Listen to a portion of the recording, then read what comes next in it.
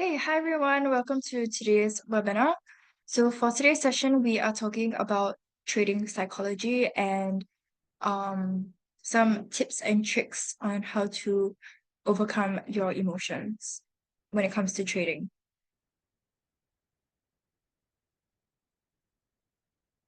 Okay. Um, Before we get started, as per usual, a disclaimer: this information is not considered as investment advice or an investment recommendation, but instead educational material and a marketing communication. Risk warning: our products are traded on margin and carry a high level of risk, and it is possible to lose all your capital. These products may not be suitable for everyone, and you should ensure that you understand the risk involved.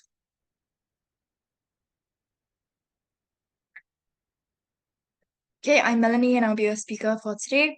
I'm an investment analyst at Rocket, who are finalists for Best FX and Equity Research in the years 2019 to 2021.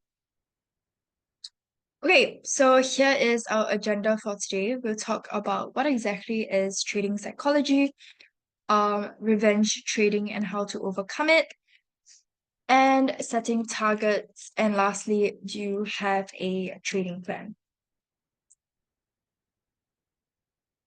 Okay, let's go ahead and get started. So why exactly is trading psychology so important? It's often overlooked, but it's one of the most critical aspects of successful trading. So you can focus on strategies, indicators, market analysis, but without the right mindset, even the best strategy will fail. So we'll explore certain emotions that drive our trading decisions and how we can gain control over them. So I'm sure some of you guys, when you trade, you might feel like this guy on the left here. So trading is 80% psychology and 20% strategy. Even professionals face emotional struggles, but you learn to manage them. So there are basically three pillars of trading psychology: emotional control, discipline, and patience and resilience. So I can't teach you guys um certain things or how to feel, but we will go through some tips and tricks on how some actionable steps you can take to control your emotions. Okay? So that you don't feel like this guy here. One of the books that you can read as well is Trading in the Zone by Mark Douglas. Yeah, which talks about trading with discipline and a good winning attitude. Okay, now let's talk about revenge trading and how to overcome it. So, what exactly is revenge trading? So, revenge trading is an emotional reaction to a loss, where a trader immediately tries to recover their losses by placing impulsive, high-risk trades. So, instead of following a structured trading plan, you might act out of frustration, desperation, or even overconfidence, and that often leads to even bigger losses. So, some reasons why you might engage in revenge trading would typically be because you feel the need to win back the money quickly, or you just refuse to accept a bad trade, or trying to force the market to move in your favor instead of waiting for proper setups. So, a couple of examples of revenge trading. For example, if you lose $500 in a trade, instead of analyzing your mistake, you double your position size, and on the next trade, um, yeah, you double it on the next trade to recover losses quickly. So if the trade fails, you can see how the losses are even worse.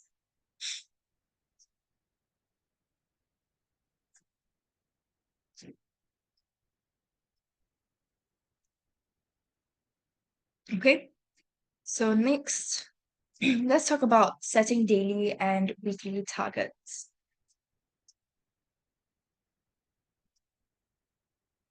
So one of the tips that's commonly seen online is to set specific targets for the day or week or month, depending on your trading strategy. So here we have a couple of examples like trading. Maybe you could talk about winning 100 pips a day, or 3% a day, 10% per week, or 15% per month. So the most important thing here is setting realistic and well-defined targets for maximizing your profits while also minimizing risk. Yeah, we'll go through a couple of risk management strategies in a bit so that it helps with managing your emotions as well. Okay, setting targets doesn't just have to be like this. It refers to identifying strong resistance and support areas like we do every session, um, and making use of your different Fibonacci or technical analysis methods like indicators and chart patterns, and using those levels to help you to set your profit targets.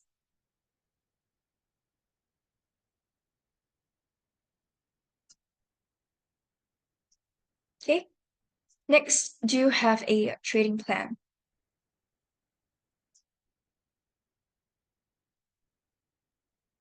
So having a trading plan is super important, helps you to be committed to the process without being emotionally attached to the results. So you can track down your trading plan or your trading process in a trading journal as well. And I'll go through what components you can include in your trading journal in the later slides.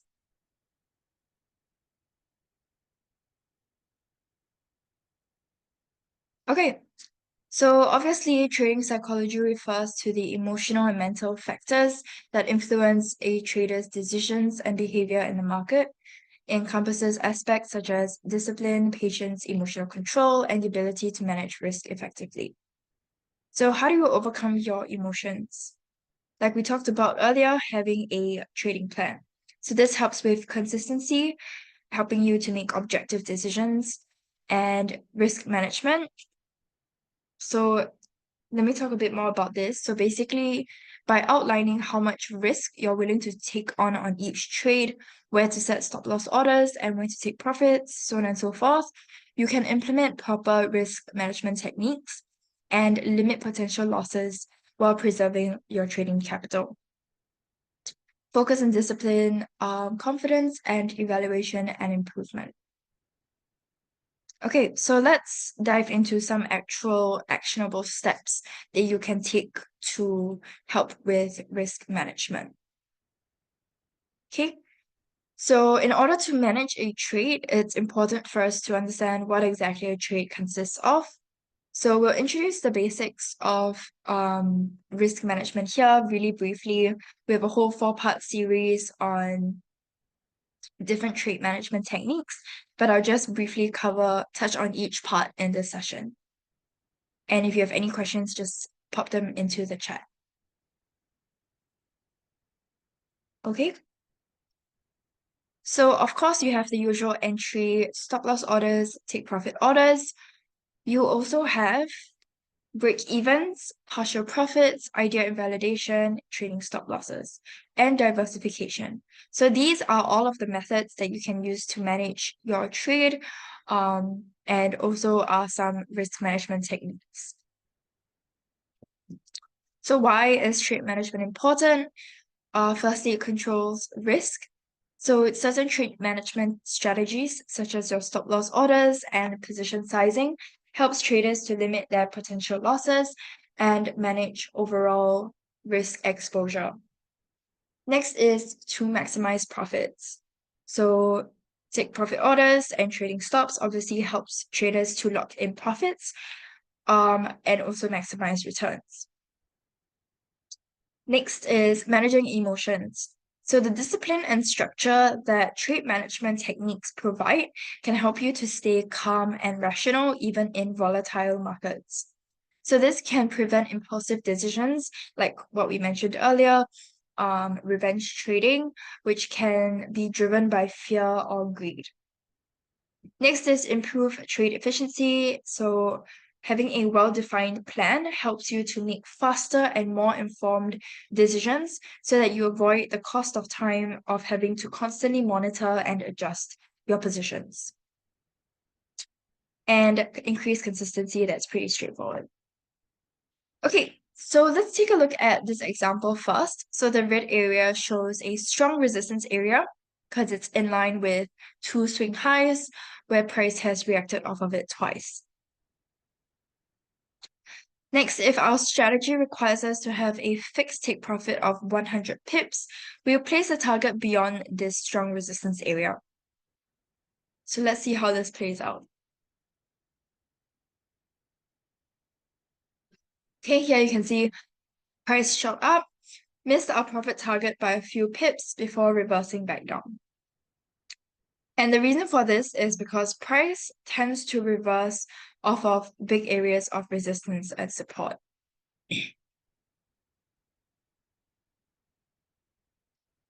Now, in an alternative scenario, if we had placed our take profit before the key resistance level, we would have got a profitable trade. So it's important to look at the charts and adjust your take profit and stop loss accordingly. Okay, so proper stop loss and take profit placement is important to ensure that you maximize your wins and minimize your losses. So your stop loss should be placed beyond the resistance area, while take profit should be placed before.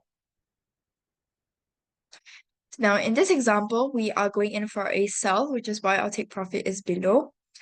If you take a look at this chart, this picture here, we're going in for a buy, which explains why the take profit is on top.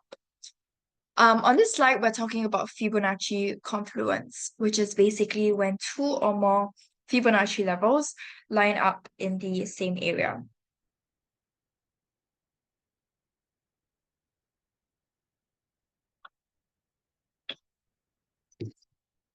Okay, so stop loss beyond means that you should always put your stop loss beyond a key Fibonacci confluence area. The reason for this is because more often than not, price is attracted to such strong areas of confluence. And if your stop loss is right before instead of beyond it, you will most likely get stopped out before the market reverses. And this is also one of the reasons why people wonder why they got stopped out right when the market starts to reverse and then they start complaining about stop hunting. Next is take profit. So you should always place your take profit before. Oops. Yeah, you should always place your take profit before a key Fibonacci confluence area. Reason for this is because when price reaches the Fibonacci confluence area, there's a high chance that it will not be able to go beyond it. And instead of reaching your profit target, it reverses back to your entry or even worse, your stop loss. So that's one of the reasons why people complain that the market is being manipulated because they miss their take profit by one pip.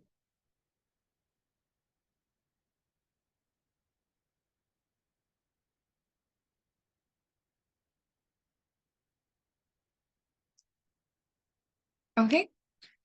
So here's an example to show you why you shouldn't have a fixed stop loss.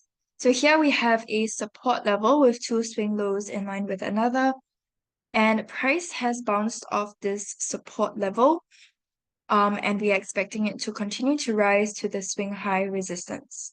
So our stop loss of 100 pips is fixed at the 1894.75 level at the support level. Okay, so price goes down instead, touches the stop loss, and bounces perfectly from the support.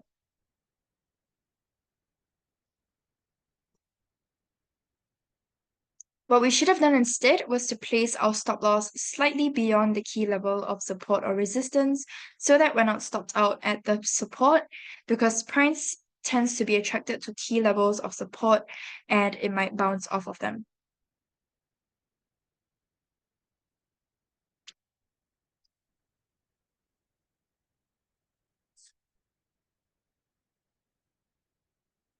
Okay, so this is why it's important to have dynamic stop loss and take profit placement.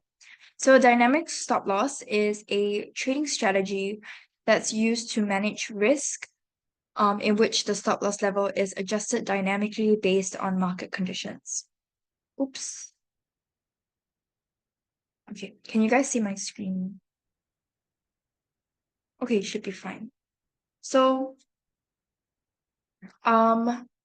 the level of the stop loss is continually moved to a more favorable position, as the price of an asset moves in the desired direction. So the goal of a dynamic stop loss is to lock in profits while minimizing potential losses. And the placement of the stop loss can be determined by indicators or market conditions, such as volatility or market trends.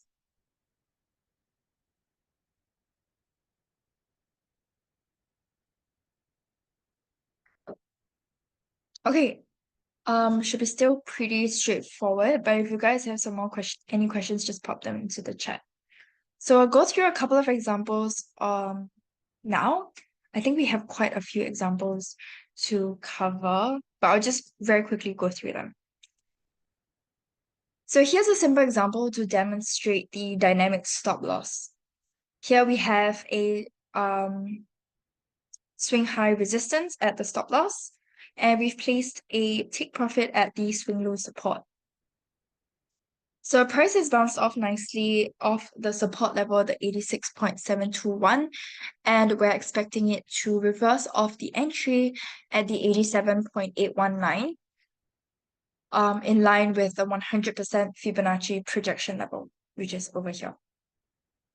So what instead happened, price is currently testing that level as we predicted. And we've also discovered that there are two more Fibonacci levels that line up with the stop loss. So if you're unfamiliar with Fibonacci, not to worry, I'll just pop into a chat a link that you can go to.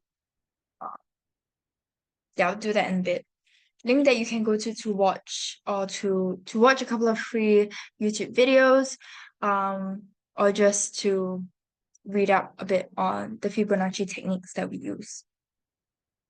Okay.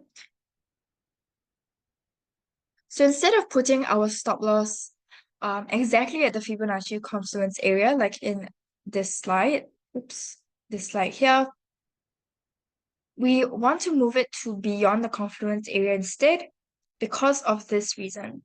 If we had put our stop loss at the Fibonacci confluence area, we would have been stopped out. Reason being, again, price is often attracted to these strong areas of resistance before reversing off of it. Okay, so you can see price reversed perfectly off the confluence area towards our take profit.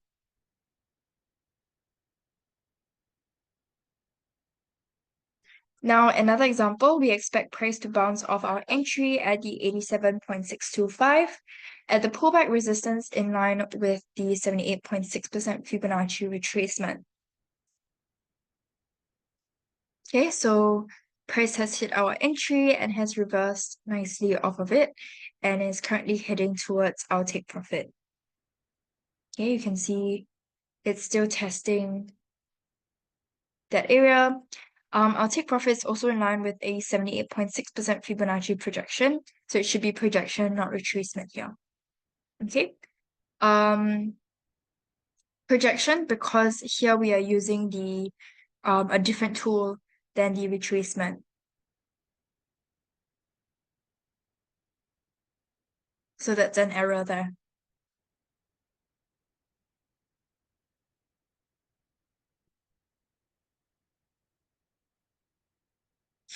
Okay. So here shows you that price just touched our take profit before reversing off it. It just nicely touched our take profit. So if we had placed our take profit any lower, we would have gotten stopped. We would have missed that move. Which is why we tell you to place the take profit before any support or resistance area, and the stop loss should be placed beyond it. It's for this reason.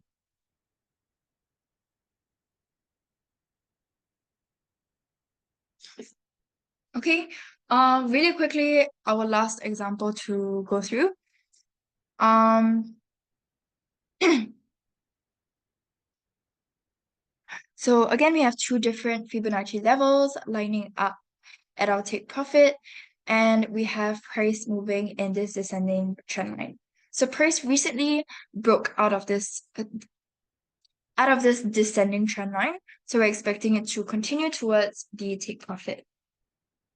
Okay, if we place our take profit above the confluence area, aka beyond it, price reversed off the confluence area and missed our take profit by a few pips. So you should place it before the confluence area instead, so that it hits our take profit nicely before reversing back down to our entry. Okay, before we get into our next trade management or risk management technique, do you guys have any questions on dynamic stop loss and take profit levels?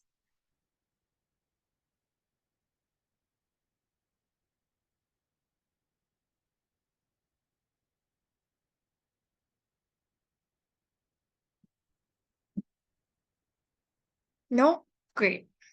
So our next topic is on break even. So I'll go through this very quickly. Break even is basically the point at which a trade reaches a level where the trader has neither made a profit nor suffered a loss. So how it works when it comes to trading is over here. So break even is basically um a level where you recognize that you're in profit and there may be a risk of a reversal. Okay, so back to your entry. And it's basically you saying that if I'm right, price should continue to my target, but if not, I should get out of this trade. Okay, so in this example, we have an entry at the breakout of the multiple swing high resistance level, where we're hoping for price to push to our take profit. Take note of our original stop loss at 0.2, which is in line with the swing low support. At 0.3, price reaches our break-even level and reverses off of it. Hence, we move our stop loss to the entry, to our entry level instead, so that it protects our position. So if price continues to our entry, that's of course a good thing. I mean, towards our position, that's a good thing. But if it reverses back to our entry, we want to be protected. Here we can see price has broken above the break even, but quickly reversed and hit our stop loss.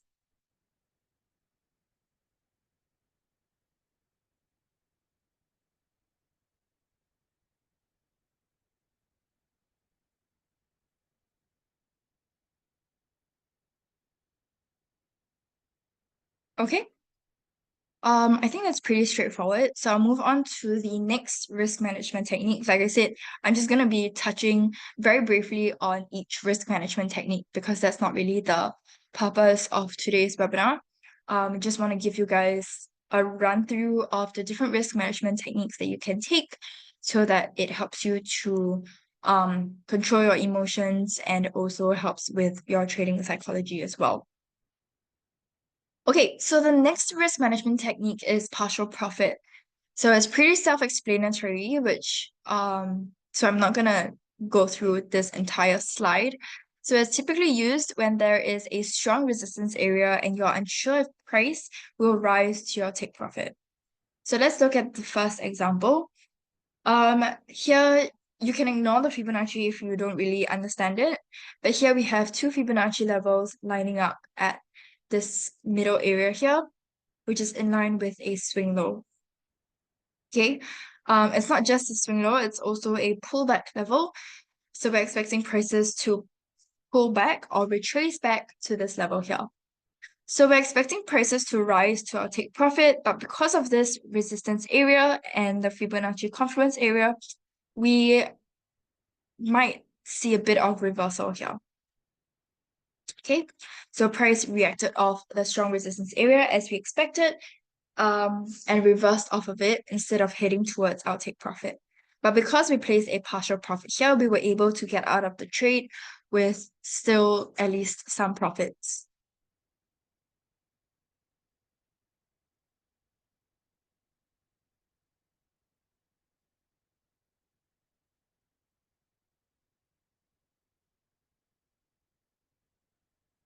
Okay. So break-even placement, another example. Our take profit is in line with a swing high, entry in line with a 100% Fibonacci projection, and the stop loss is just at the swing low. Another bunch of Fibonacci levels that line up with this pullback here, and that's where we've placed our break even. So at this level, we would have made a break even if prices don't go according to plan. Okay, like over here, we move our stop loss to our entry to minimize our losses. And you can see we got out at break even. So this is how to use break even. Okay, any questions on break even and partial profit?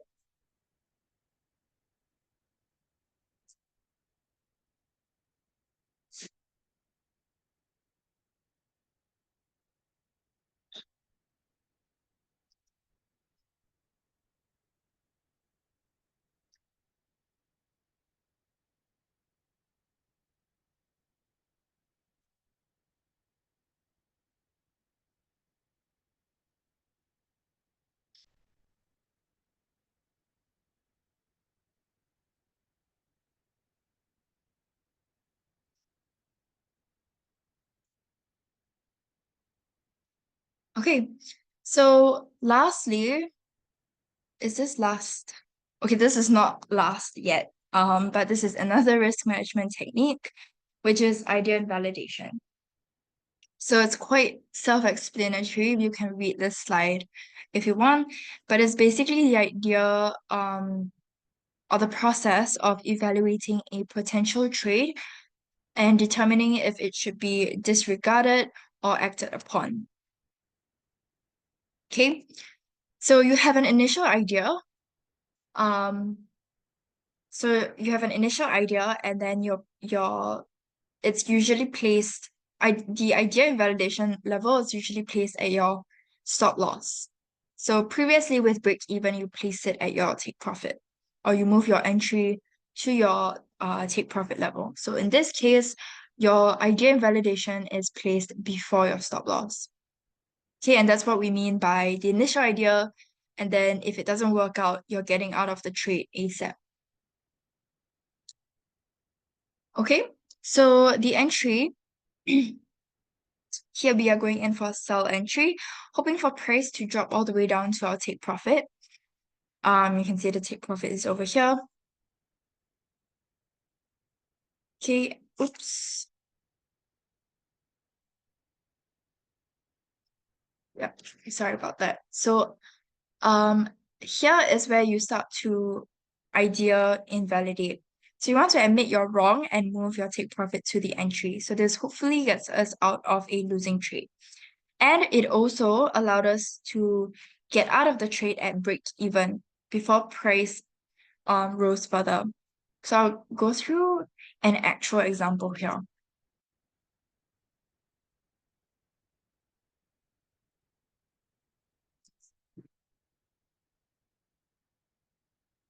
Okay, so in this example, entry is placed at this swing low, and your take profit is placed at this overlap level.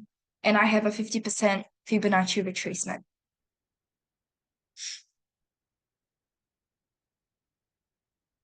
Okay, so I'm using a bunch of Fibonacci here.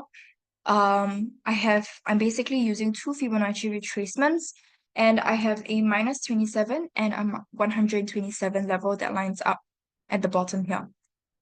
Okay, and two 50% retracements that line up with our take profit.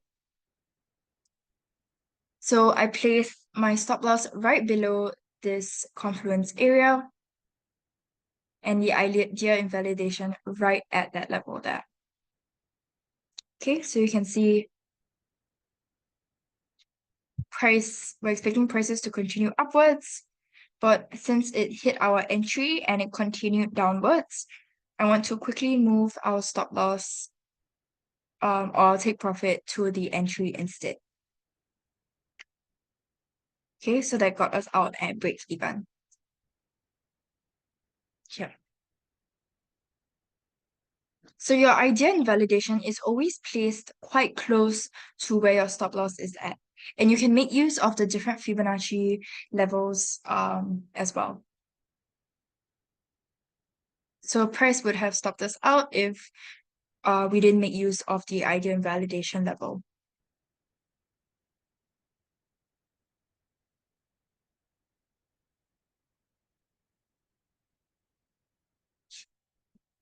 Okay, any questions?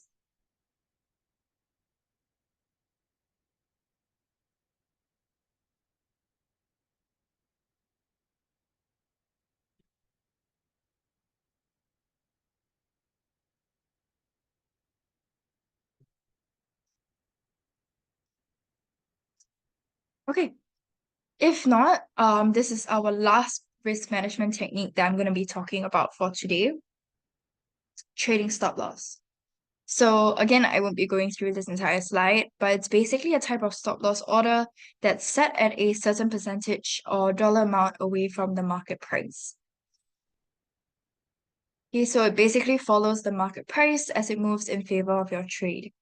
And then if the trend changes, you will get out of the trade. Okay, so there are different methods of trading stop loss. We're just going to go through a couple of them today.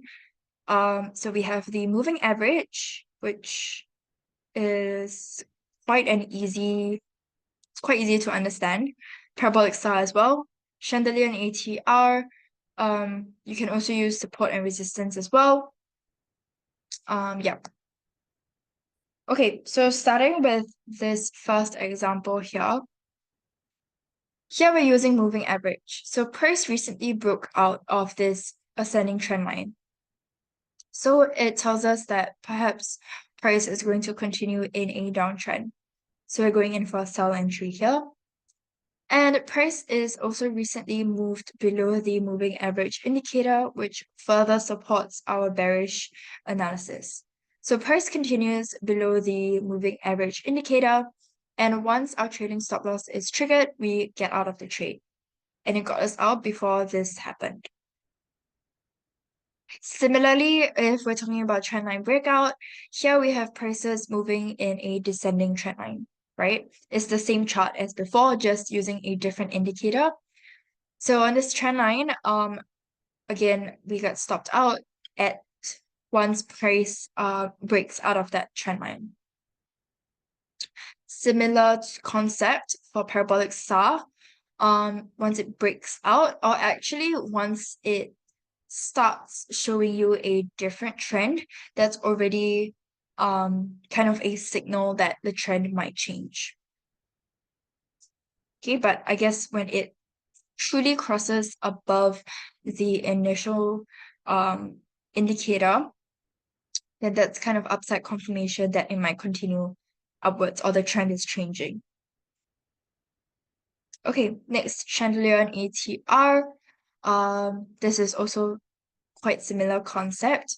So one thing that you can do is to kind of use all of the indicators together. So that you are really so that you get confluence, I suppose, when it comes to your stop loss being triggered. So if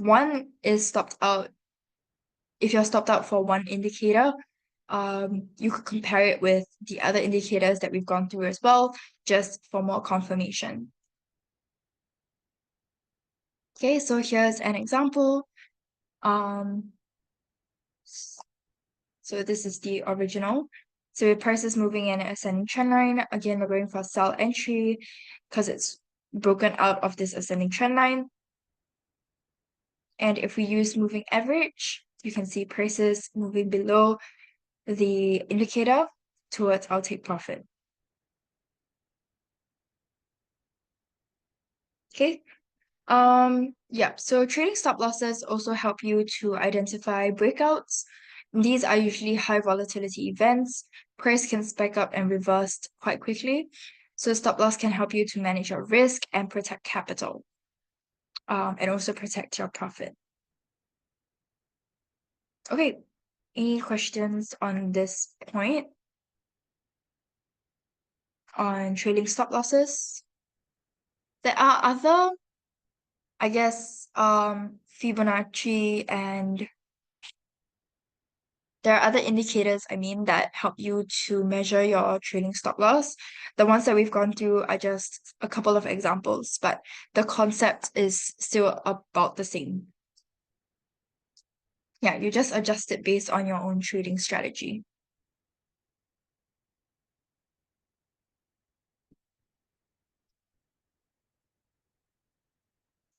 Okay, all good.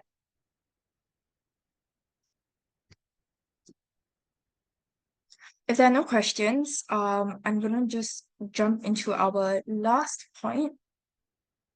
So earlier I talked about setting up a trading journal and also having a trading plan.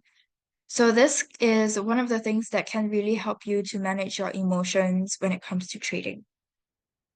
Okay, so a couple things to include in your trading journal. Firstly is choosing a format.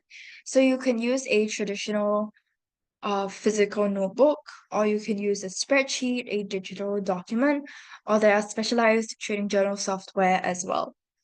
So it depends on your own preference.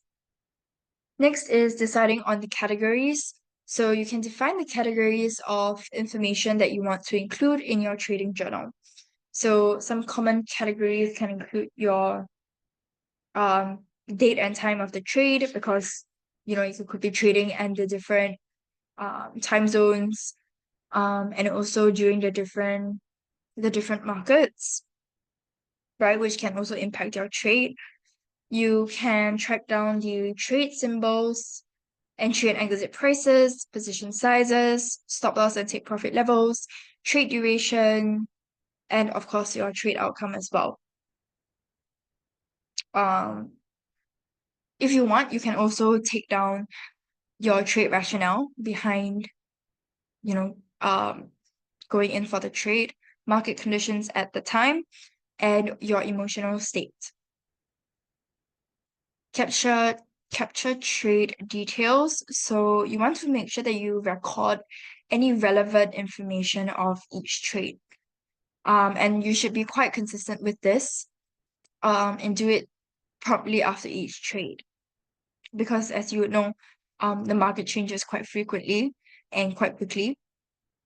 So by making sure that you enter any details accurately and properly helps you to keep track of all the predetermined parameters such as entry, exit points, any adjustments that you made during the trade, that can help you in the long run, or you may want to stop doing if it doesn't work for you. Analyzing trade performance. So this is kind of what I touched on already. Looking for patterns, trends, areas for improvement, looking at basically what went well or what didn't go well. Number 5, reflecting on emotional factors. I talked about this as well. This can all influence your decision making. So, it helps you to be more aware of your emotions and helps you to develop strategies to help you manage them more effectively. Okay, review and adapt. So you want to make sure that you're continually adapting and evolving your strategy based on your journal analysis and that will enhance your trade performance over time. And lastly, maintaining discipline. So if you stick to the discipline of recording and keeping track of each trade, consistently updating your journal, you can treat it as a crucial part of your trading routine and commit to it consistently. Yeah, so that helps you to maximize the benefits of maintaining a trading journal. So what are the benefits of a trading journal? This is quite self-explanatory, but helps you to analyze your trading performance in a systematic and objective manner. Helps you to identify patterns, strengths, and weaknesses in your trading approach and make data-driven adjustments for improvement. So out of all the risk management techniques that we've gone through today, you can try them out on your own. And keeping a trading journal, you can record each of your results after using each risk management technique. Because everybody is different, you have your own preferences. Not all of the methods that we went through today may be suitable for you and your trading approach. So yeah, you can just trial and error which works best for you. And yeah, that helps with trade planning and execution so that it helps you to identify more high probability setups and evaluate the quality of your trade execution. Yeah. And definitely when you've gone through all of this, and you have a hard record of all of the trades that you've made and the improvements that you've made over time, it definitely helps you to build confidence as a trader. So that during more volatile periods, it reinforces your belief in your trading strategy. Okay, and that's it for today. That's all I have for you guys. If you guys don't have any questions, then that's about it. But otherwise, I'll still stay behind and take any questions that you have. Yeah. But if not, thank you guys so much for today. I hope you guys found the session helpful. Have a great rest of your week, and I will see you guys again next week. Thanks, everyone.